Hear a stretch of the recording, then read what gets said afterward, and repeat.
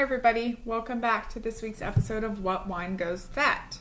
I'm Dani Young, owner of Tipsy Talent, paint and wine company that comes to you. And I'm here to talk about the fine art and science of pairing wine with feelings. This week we are talking about what wine pairs well with the feeling of you've had a really long week and it's Thursday night or Friday night and your best friends are coming over for dinner. Or maybe you're going out to happy hour with your girlfriends, but like that feeling.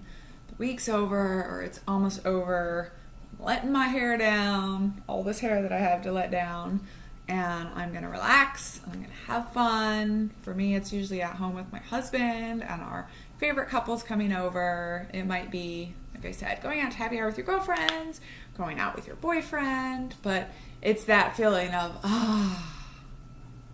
So, obviously we need refreshing wine.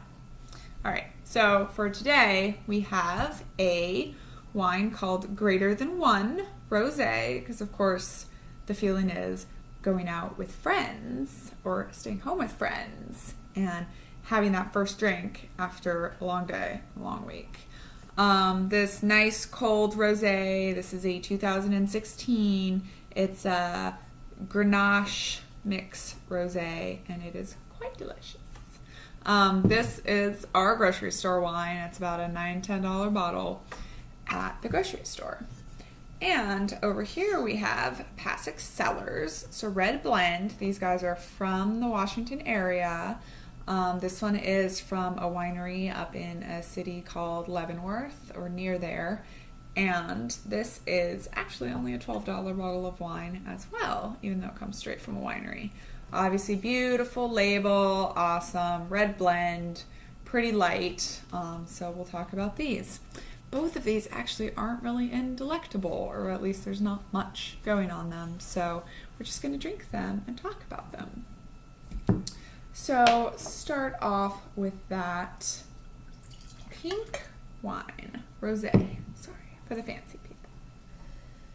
So it's got a very, very light nose. Just smells refreshing. Little bit of fruit, little bit, not a very sweet smell.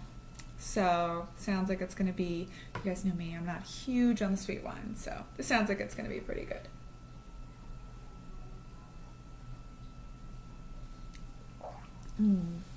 Definitely nice. It's a little bit, not sour, but almost sour. I wouldn't say sour, but like the opposite of sweet. So you're thinking like your rosé is going to be sweet, but this one's very peppy and a little bit bold. A little bit maybe sharp on the aftertaste. So, it's not maybe the most developed wine, but who cares? You're going out to have fun, or you're staying home to have fun. For me, my long week has been job searching. Also, networking and LinkedIn and virtually meeting all kinds of super cool people and talking to people on the phone and figuring out what I'm really going to do with my life. Aside from, running my company and building my company that I have, 'cause I'm doing that also, which we are hosting a super cool paint and wine night in the Landing in Renton. So if you're from around here, you should come out. It's a wine and chocolate bar. So port and chocolate. They also have regular wine. We are going to be painting this beautiful sunset with a wine glass. And that's going to be the painting that we're doing. So check it out. Some cool discounts. Tipsy Talent. Go look at Tipsy Talent on Facebook. If you're in the Seattle area, tell me you saw this YouTube video and I'll give you even more discounts. The other thing I like about a rosé or a white, like whenever I'm doing a dinner party, I always like to go through levels of wine, right? So I always start off with like a white, a rosé, maybe even a Riesling. I know Rieslings are sweet, but I like to serve them at the beginning with cheese, some hard cheeses, some little appetizers. I serve white wine with guacamole all the time, for example, which I'm sure is weird to most people, but it's great. White wines are really good. White and rosé wines, light and cold, are really good with spicy food. I think they're fantastic with Indian food, and that's my favorite. So that's probably what I'm cooking when my friends are coming over to hang out.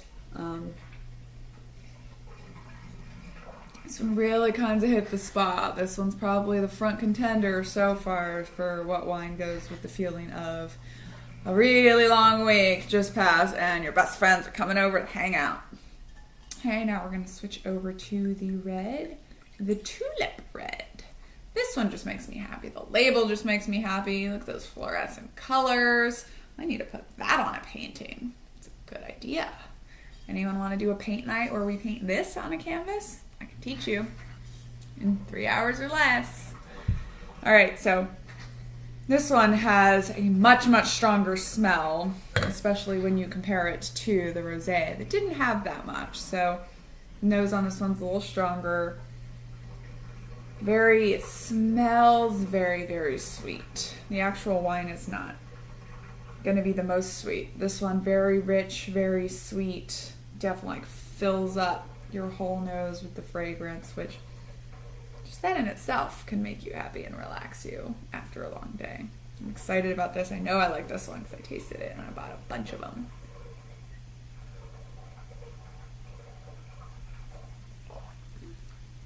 Oh, such a good wine. This wine, you guys, this wine, you gotta recommend it. This is almost like you start off with your rosé, you transition over to this wine. It's so mellow. It's got all the great stuff you want out of a blend, but it's got a little bit, definitely a little more flavor than your average blend, and goes a little bit deeper. You inhale it, and it just, like, to me, this is immediate relaxation. To me, this is almost maybe like Wednesday night when you come home and you just want to kick up your feet on the couch and you just want to relax. I will say this, guys, definitely recommend Pasek Cellars for, first of all, super fun tasting experience. Leavenworth is awesome. Just go there and drink wine till you can't drink wine anymore. This place has a ton of fruity wines, sweet wines, easy on the palate wines. So a lot of you beginning wine tasters, a lot of you people that really just only like your Moscatos and your Rieslings so far, you haven't developed it too much, Pasek Cellars, great place to go. All of their wines they've got some sweet and some non-sweet, but all of their wines are just fabulous, and they're pretty much all under the $20 mark. A lot of their fruit wines are around the $12, $13 mark, so fantastic. And then if you buy a case, even better deal. Coming up soon here, I will do their passion fruit wine. Grape wine, but flavored like passion fruit. Amazing. Grew up in Brazil, so, I have a big thing for passion fruits. Super, super amazing. Oh, look, I just realized that this label kind of matches my shirt. Oh, cool.